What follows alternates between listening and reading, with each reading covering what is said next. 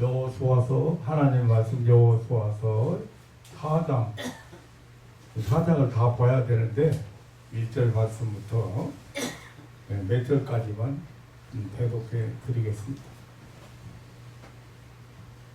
온 백성이 요단 건너기를 마침에 여호와께서 여호수아에게 일러 가라사대 백성의 매 지파에 한 사람씩 12사람을 택하고 그들에게 명하여 이르기를 요단 가운데 저 사람들의 발이 굳게 선 그곳에 돌 12를 취하고 그것을 가져다가 오늘 밤 너의 유숙할 그곳에 돌아와라.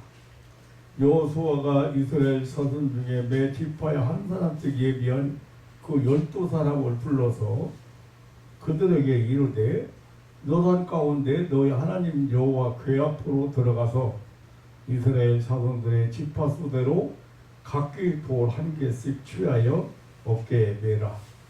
이것이 너희 중에 표징이 되리라. 후일에 너희 자손이 물어가로되 이 돌들은 무슨 뜻이뇨 하거든 그들에게 이르기를 요단물이 여호와의 언약궤 앞에서 끊어졌었나니 곧 언약궤가 요단을 건널 때에 요단물이 끊어졌으므로 이 돌들이 이스라엘 자손에게 영영한 기념이 되리라 하라.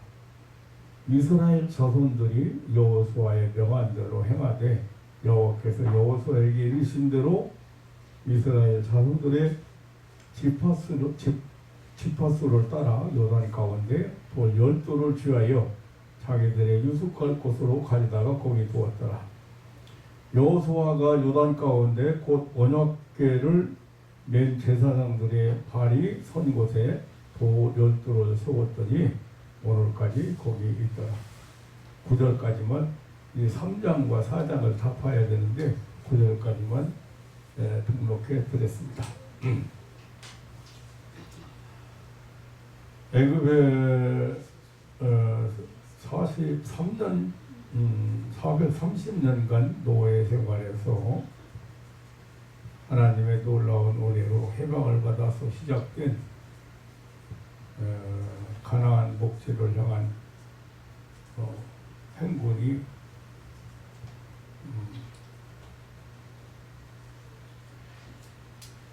40여 년이 흘렀습니다.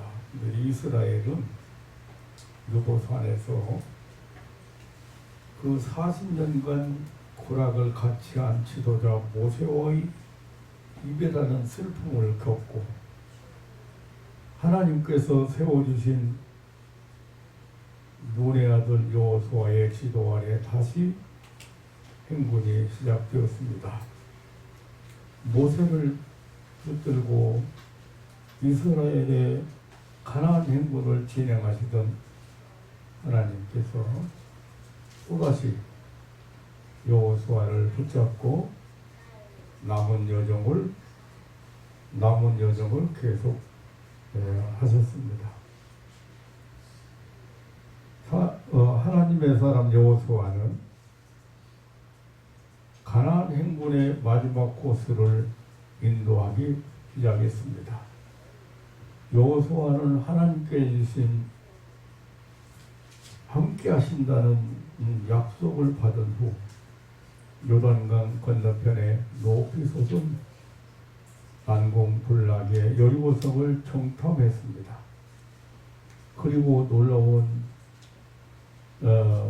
역사적인 그런 요단강을 건너는 일을 감행해서 하나님께 영광을 돌리고 이스라엘에게 소망을 주었습니다. 가나안 목지 입성을 위해서 가장 어려운 문제는 그들 앞을 가로막고 있는 요단강을 건너는 일이었습니다. 특별히 이제 우기여서 요단강이 넘쳐날 때, 물이 아주 많이 불었을 때 건너게 되었는데요. 그렇게 60여만이나 되는 이스라엘이 건너기 위해서는 당시에 배나 뗏목이 있을지도 없지만 만들 수도 없고 있다고 해도 그런 거 가지고는 이 모든 사람이 거기서 짐도 있고 그리고 이제 키우는 부모도 있고 그런데 걷는다는 것은 가닥지도 않은 일이었습니다. 그런데 하나님께서 요단강을 건너는 방법을 주셨습니다. 언약궤를 맨 제사장들이 선두에 서서 강을 건너라고 했습니다. 언약궤를 맨 제사장들이 발이 요단강 물속에 잠기기 시작했을 때 흘러가던 요단강 물이 그치고 강 바닥이 드러나기 시작했습니다. 3장에 13절로 16절에 보면 3장 내용을 제가 오늘 못 읽었습니다만은 이스라엘 백성들은 그 뒤를 따라서 육지같이 요단강 바닥을 밟고 건넜습니다.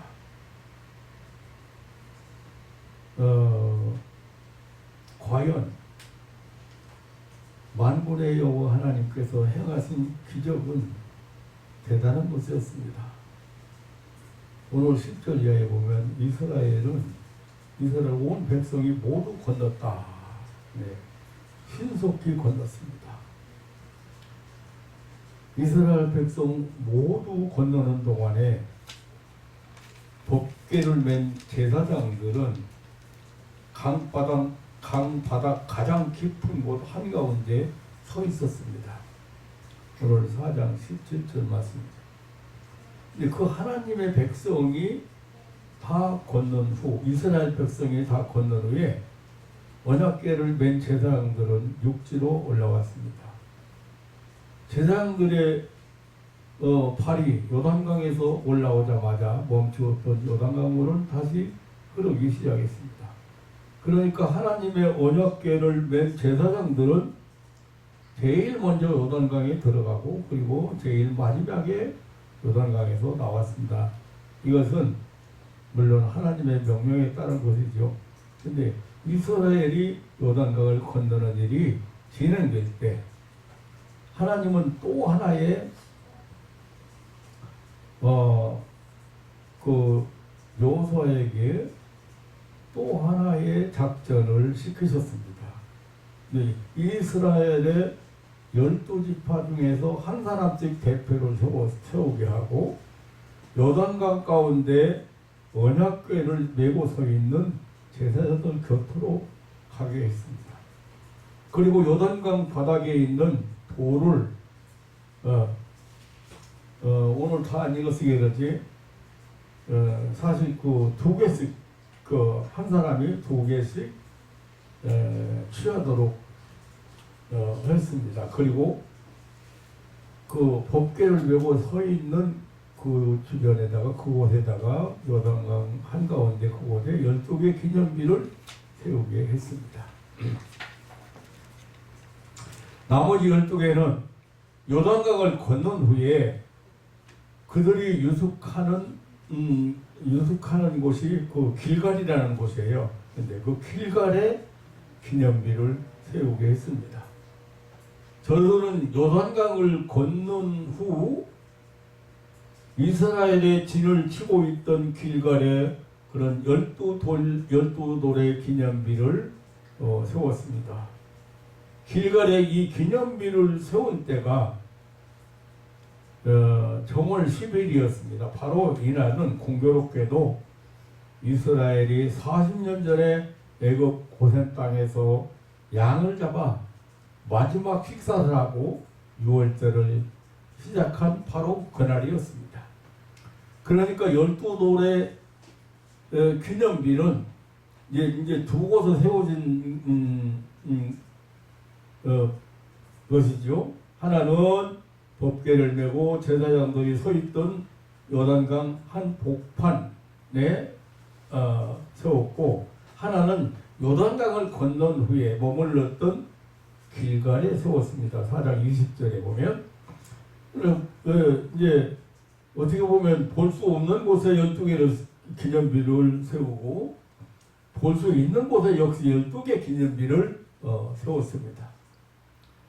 하나님은 이 12지파 중에 한 사람씩 12사람을 뽑으라고 하고, 저들은 백성 중에 12돌의 기념비를 위해서 부름받아서 그 일을 감당했습니다.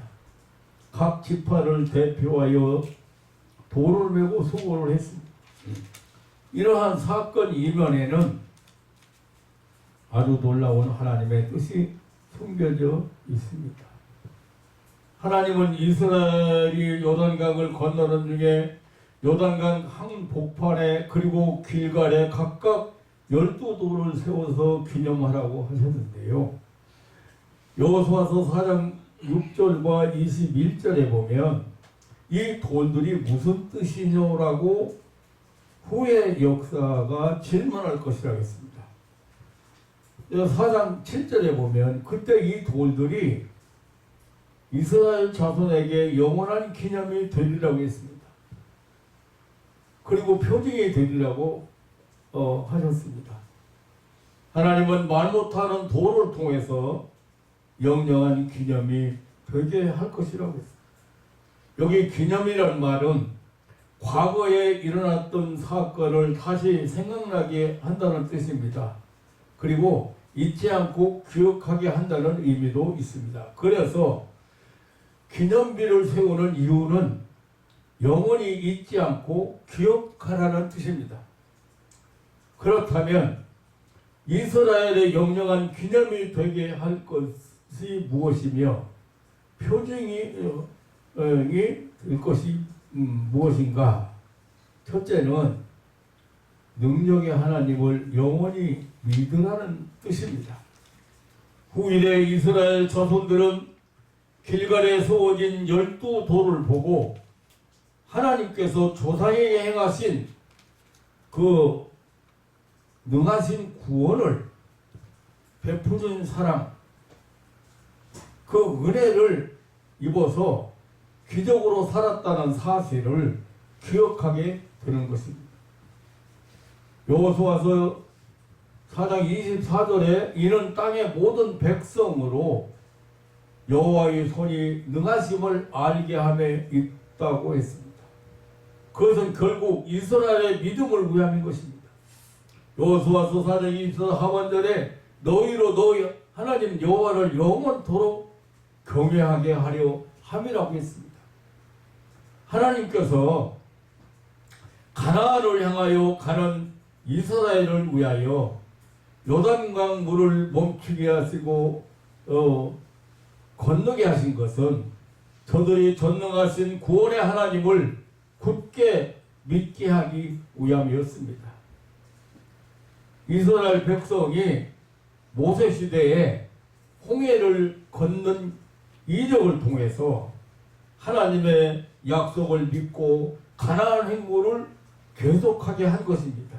그것처럼 이 제2세들도 여호수아로 이 요단강 이적을 여호수아도 2세들이나 여호수아도 요단강 이적을 본 것은 앞으로 있을 어려운 일이 많이 있습니다. 여리고성 함락이라든지 아이성 정복이라든지 그리고 가나안에 살고 있는 7족속과의 싸움, 또 그 땅을 나누는 기업지 분배, 이런 여러 가지 일들이 있는데요. 가나안에 들어가서 이제 닥칠 일들을 감당하게 하기 위함이었습니다. 요단강을 갈라지게 하신 하나님의 능력의 역사를 본 이스라엘은 그 능력을 믿는 믿음의 힘이 앞으로 해야 될 역사적인 과업들을 수행해야 된다는 사실입니다.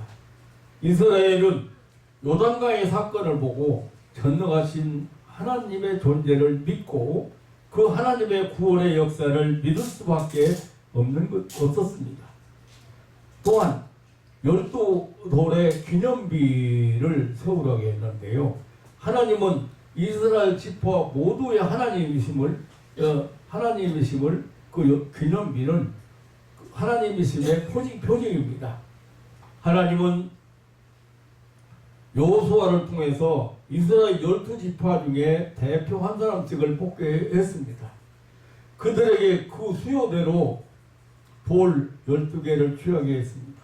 그 12돌로 기념비를 세우게 했습니다. 바로 이것은 저들이 한 하나님과 그리고 한 조상, 한 자손임을 알려주는 것입니다. 알려주는 것입니다. 아브라함과 야곱과 이삭의 하나님, 그 하나님이 바로 여호수아와 이스라엘의 하나님이요. 저들은 하나님의 백성임을 잊지 말라는 것입니다. 저들은 한 하나님과 한 조상을 가졌고 또 똑같이 구원받았다는 사실을 잊지 말라는 표정입니다. 그리고 12도에 함께 모여 있듯이 이스라엘 12지파는 일치단결해서 힘을 합치고 같은 마음으로 동일한 과업을 이루어 가야 한다는 사실을 교훈하고 있는 것입니다. 그러므로 저들은 구원의 은총에도 하나요, 믿음에도 하나요, 하나님을 섬기고 헌신하고 순종하는 데도 하나라는 사실입니다. 그리고 그것은 또한 옛사람을 장사 지내고 새사람의 새 출발을 의미하기도 합니다. 하나님의 명에 따라서 이스라엘 12지파 대표들은 돌 12개를 취해서 요단강 바닥에 세웠습니다. 나중에 물이 흐를 때 그것은 물속으로 잠겨버렸습니다. 다시는 볼 수가 없었습니다. 이것은 이스라엘 옛사람, 옛 역사의 죽음을 뜻하는 것입니다. 애굽에서 종되었던 노예 생활의 마지막을 이제 종지부를 찍었다는 뜻도 있습니다. 애굽의 고역과 가나안을 향한 향문의 마침표를 뜻하기도 합니다. 광야 40년의 힘들고 고통스러웠던 그 시대가 끝났음을 의미도 합니다. 그리고 육지인 길갈에 12돌을 세웠는데요. 이것은 이스라엘의 새 출발, 새 역사를 의미하기도 합니다. 새로운 가나안 목지 시대의 출발을 의미하고 있습니다. 이것은 신약적으로 말하면 옛사람은 장사 지내고 새사람의 출생을 가리키는 것입니다. 12돌의 기념비, 이스라엘의 영원한 기념이 되는 이 12돌, 이것이 너희 중에 표징이 되리라고 하셨습니다. 이것은 이스라엘에게 전능하신 하나님의 구원을 알리는 표적이었습니다. 이것이 이스라엘에게는 여호와를 경외하는 것으로 나타나는 것입니다. 그것은 이스라엘에게 하나님의 공동체 의식의 상징이었습니다. 그것은 이스라엘의 새 결심, 새 출발, 그리고 새 역사를 알리는 그런 소망의 표적이기도 합니다. 사랑하는 성도 여러분, 하나님은 이스라엘 광야 역사 중에 여호수아 시대를 허락하시면서 요단강을 건너는 놀라운 기적을 행하심으로 구원에 능하신 분임을 알려주셨습니다. 이는 하나님은 이 역사적인 구원의 사건을 기념하는 12돌을 세우게 해서 후대에 이스라엘을 향한 하나님의 영원한 구원을 기념하게 하셨습니다. 이것은 마침내 독생자 예수 그리스도를 통해서 죄인을 구원하실 능력의 하나님을 보여주신 것입니다. 하나님께서는 역사 한가운데 영원한 기념비를 세우셨습니다. 그것은 건축자들의 버린 돌을 가지고 모퉁이 돌이 되게 하신 예수 그리스도의 십자가입니다. 예수 그리스도는 반석이시오 살아계신 돌, 산돌이시오 뜨인 돌입니다. 예수 그리스도의 십자가는 하나님이 인류 가운데 세운 영원한 기념비인 것입니다. 구원의 기념비입니다. 생명의 기념비, 사랑의 기념비요 소망의 기념비입니다. 지상에 세워진 주 예수의 교회들은 영원한 기념비들입니다. 그것은 예수 그리스도의 피로 세운 것입니다. 이스라엘이 12돌을 세움으로 요단강이 갈라진 것이 아닙니다. 이 12돌을 세웠더니 요단강이 갈라진 것이 아닙니다. 하나님이 세운 12돌은 하나님이 세우라고 명령하신 12돌은 요단강을 갈라주신 하나님의 능력과 구원을 기념하여 후대에 그것을 계승하기 위하여 세운 것입니다. 지금 우리는 이러한 역사 계승의 마당에 부름받은 자들입니다. 우리들은 바로 요단강에서 구원받은 이스라엘 백성들이 세운 돌 기념비와 같은 존재들입니다. 예수 그리스도의 구원의 능력과 사랑을 기념하고 이후의 세대에 알리는 전도를 위해서 세움을 받은 자들입니다. 주 예수의 교회는 영원한 구원의 편입니다. 예수 그리스도를 구주로 고백하는 영원한 기념의 장소가 교회인 것입니다. 능력의 주님을 기념하는 장소입니다. 구원의 능력, 사죄의 능력, 영생의 능력을 기념하는 장소가 바로 교회입니다. 또한 교회는 우리 모두가 예수 그리스도 안에서 하나라는 공동체 의식의 장소인 것입니다. 12돌이 이스라엘 12지파를 의미하고 그것이 하나의 공동체인 것 같이 모든 그리스도인은 하나님도 하나고 주도 하나고 믿음도 하나고 사랑도 하나임을 고백하는 것이 교회인 것입니다. 뿐만 아니라 주 예수 그리스도의 교회는 옛사람이 죽고 새 사람으로 태어남을 알리는 그런 장소인 것입니다. 예수 그리스도 안에서 새로운 피조물이 되어 그 안에 거하는 집입니다. 그래서 우리 모두는 이 기념비적인 예수님의 12돌들인 것입니다. 참으로 영예롭고 복스럽고 자랑스러운 존재들입니다. 또한 보이지 않는 곳에 12돌의 기념비를 세우고 보이는 곳에 12돌의 기념비를 세우는 자들입니다. 우리가 예수 그리스도 안에서 십자가로 말미암아 구원받았다고 하는 이 위대한 하나님의 능력과 사랑을 간직하고 그것을 모든 사람에게 전하기 위하여 기념비로 세워진 것입니다. 우리와 우리 후대들에게 영원한 기념비가 되고 표징이 될 것입니다. 나는 이 12돌을 세우라는 기념비, 12돌을 세워서 기념하라는 기념비를 세우라는 그런 이 사건 내용을 보면서 생각나는 것이 있었습니다. 전국에 있는 하나님의 은혜로 불치병이나 장애나 치명적인 병에서 구원받은 사람들, 이 사람들이 좀 기념비적인 사람들이구나. 하나님의 은혜로 불치병에서 구원받고 예수 그리스도를 주로 고백하면서 살다가 이 세상을 떠난 사람들도 있습니다. 이런 사람들도 보이지 않는 곳에 세워진 기념비들이구나. 뇌암이나 간암이나 폐암이나 우암이나 혈암, 자궁암, 요방암, 췌장암 등 이 절마덕이던 사람들이었습니다. 그리고 지금도 볼 수 있는 곳에 세워진 기념비들이 많구나. 서울, 인천, 부산, 대구, 대전, 해남, 전라도, 무슨 강원도, 곳곳에 하나님이 이렇게 살아계심을 기념하는 기념비들이다. 그런 생각이 언뜻 왔어요. 그래서 제가 이 설교를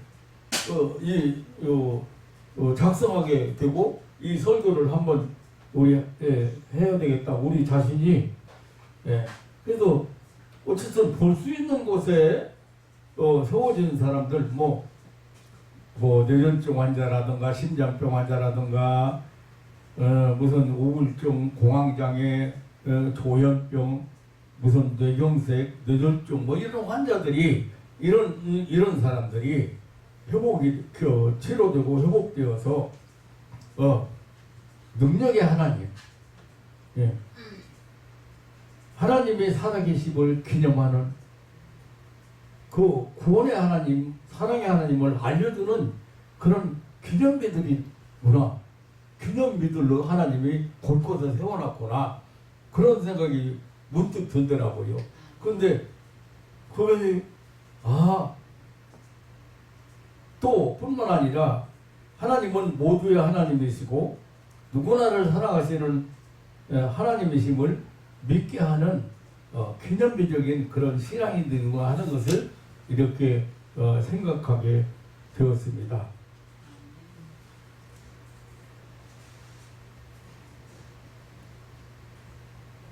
이렇게 생각을 해보면요, 이거 생각 안 할 때는 그냥 내가 그냥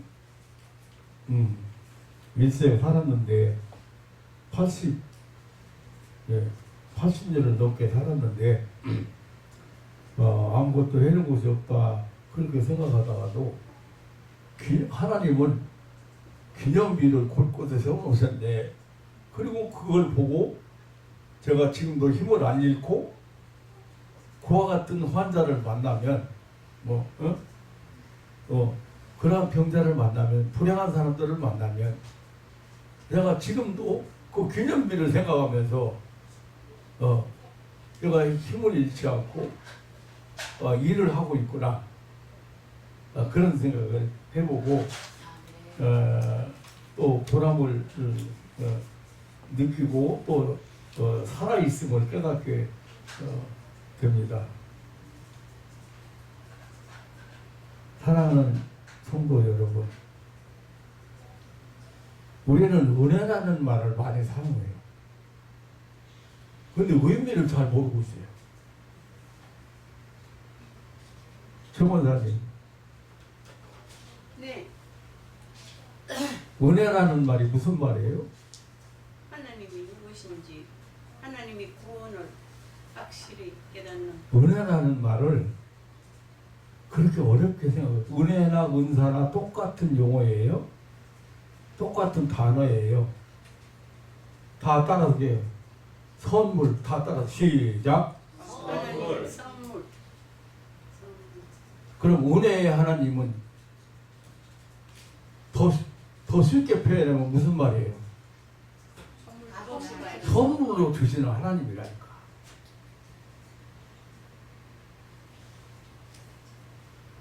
독생자를 아낌없이 내어주신 이가 이 모든 것을 너희에게 은사로 주지 않겠느냐. 무슨 말이에요? 다 선물로 준다는 거야. 그러니까 하나님은 잘 모른다니까요. 하나님은 잘 몰라. 아무리 능력을 베풀고 기적을 베풀고 구원을 하셨는데 그 은혜를 잘 몰라. 선물로 주신 거, 조건 때문에 주신 거 아니고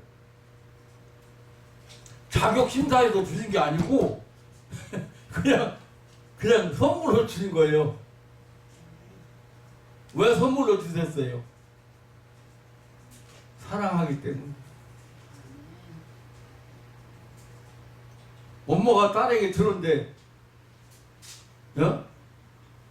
돈 받고 안 주지. 뭐든지 주는데 다 어떤 엄마가 그러지? 어떤 엄마, 야 이년아, 너 어렸을 때부터 지금까지 어렸을 때 오줌똥 가놓고 오줌똥 다 받아내고 임마 옷 사입히고 가르치고 너 때문에 그렇게 해서 내가 지금 너 시집 보내는데 그래가지고 이제 남의 집 보내는 거예요. 너 그거 다 내놓고 가. 따져보자 얼마가. 그런 엄마가 없잖아. 왜 그래요? 그걸 은혜라고 하는 거예요. 알겠어요? 그런데 하나님의 은혜라고 그러고 은혜의 하나님이라고 그러면서 그 은혜라는 말 자체를 잘 모르는 거예요. 어?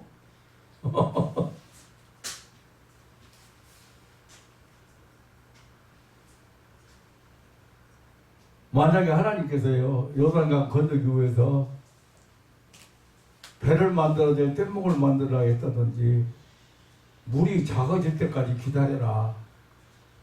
이제 우기 지나고 건기까지 기다려가지고 그냥 물이 얼마 안 될 때 그때 줄이라도 띄고 그 줄부터 건너가라. 이렇게 했다고 하더니 한번 생각해봐요. 이제 인간의 머리로 보면 그렇게 해야 되거든요. 그렇게 한다고 해도 그 이삿짐이나 양떼나 뭐 이런 것까지 해서 60만이 해야 되는 사람이야. 그거 건너려면 며칠 건너겠어요?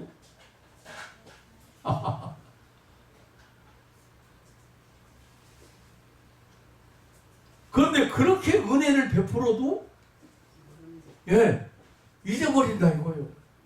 기억 안 난다 이거예요. 그래서 돌 12지파 대표 돌 하나씩 요단강 그 제사장들이 서 있는 요단강 한 복판에서 돌을 갖다가 세우라는 거예요. 기념 왜? 후대에 묻거든 이게 뭐냐 묻거든 어떻게 해라? 하나님이 우리를 이렇게 능하신 하나님이시다. 우리를 이렇게 요단강을 건너게 하시고 가나안 땅을 주신 분이다. 그걸 후대에 알리라고. 그런데 가만히 제가요 이 내용을 읽으면 성경을 읽다가 이 내용을 읽다가요 전국에 지금 있는 이 사람들이 나한테 전화 한 번 안 해도 그 전국에 있는 사람들이 각 곳에 있는 사람들이 기념비를 세워놓네. 어떻게 하라고? 기억하라고. 그러면 뭘 기억하여? 하나님의 전능하신 하나님을 기억하는 거예요. 능력이 많으셔서 인간을 어떤 병에서도 구원하시는 하나님을 기억하는 거예요. 그 기념비들을 보면서.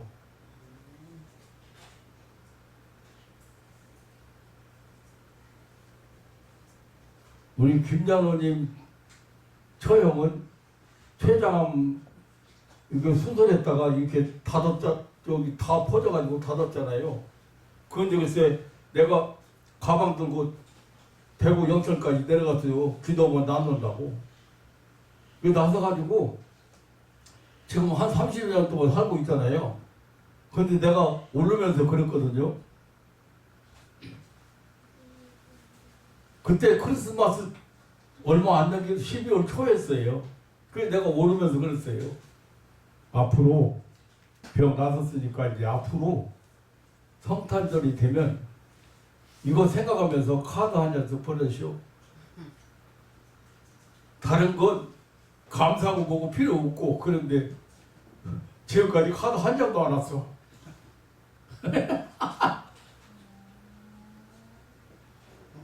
어느 행사에 결혼식인가 어느 행사에 한번 갔어. 내가 갔더니 막 가족들이 쭉 다 이렇게 모여 있는데 그 췌장암 여기 가슴 흉터가 아주 흉악하게 남아 있는 췌장암 환자가 거기 왔더라고.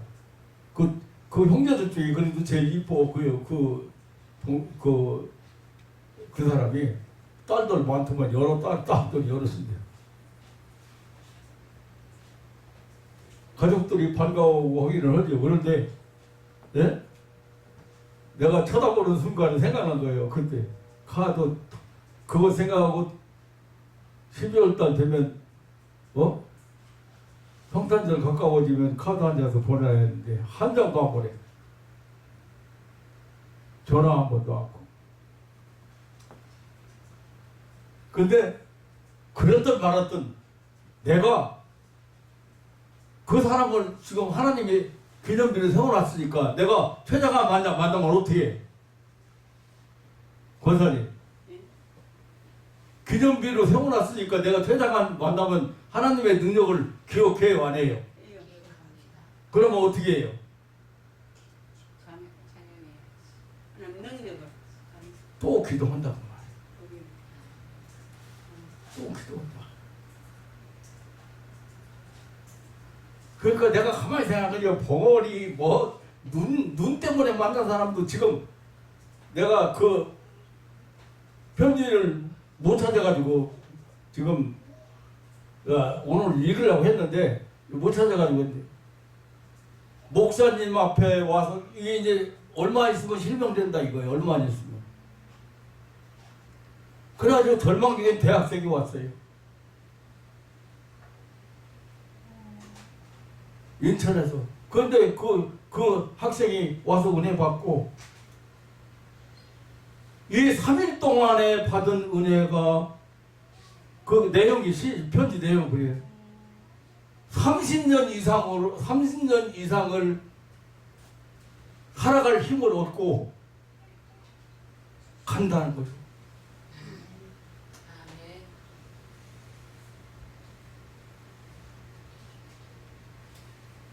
그 생각하니까 또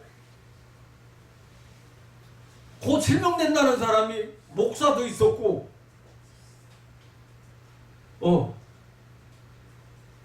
또 목사 아니고 또 권사도 있었고, 다 이 사람들 다 밝은 눈으로 다 살고 있잖아. 금방 실명된다는 사람. 근데 그 사람들이 기념비요. 내가 가만히 보니까 역할을 하든 못하든 돈은 말도 못하잖아. 그래도 뭔 역할을 해요? 기념비 역할을 하고 있잖아요. 기념 생각나겠네. 전능하신 하나님을 구원의 하나님을 사랑의 하나님을 모든 사람을 아무 조건 그런 인간이 은혜 받을 자격이 있는가? 그럴 사람이라도 하나님은 사랑하시는 하나님이라는 것을 그런 사람들을 통해서 보여준다. 내 환자가요 그렇게 나서가지고 뭐 수술해봤자 뭐 몇 프로 그게 가망성이 없다는 뜻이거든요. 그런데 살아가지고 슈퍼마켓을 하면서 교회를 안 다녀.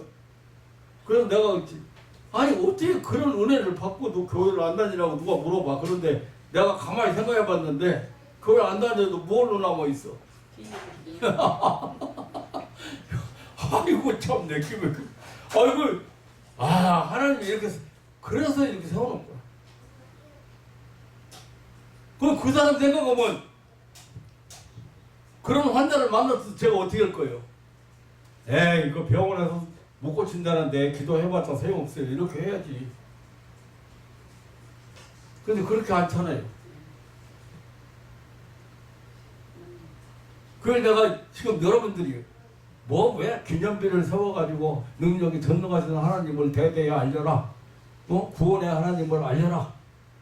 우리 모두의 한 조상의 자도 자손들이고 모두의 하나님인 것을 알려라. 그렇게 하셨을까? 그 사건을 왜 소개하셨는가? 소개하셨을까? 그런데 나는 그 내용을 읽으면서 내가 나름대로 전국에 기념비 세우는 하나님을 저는 생각했다. 그것도 그렇지만 사랑하는 성도 여러분, 여러분들이 구원의 하나님으로 알리기 위해서 세우는 사랑의 하나님을 알리기 위해 세우는 여러분 한 사람 한 사람이 기념비라고 하는 사실을 기억하세요.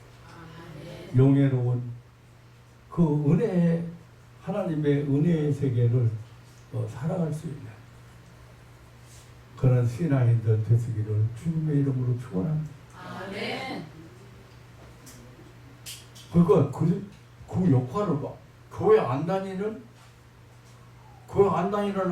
아줌마 이제 나이가 이제 아직 살고 있나 모르겠지만 나보다 나이는 많이 어리니까 아직 살고 있을는지 모르겠습니다만은 그 사람이 교회는 안 다니지만 말은 못하지만 기념비 역할을 하고 있다.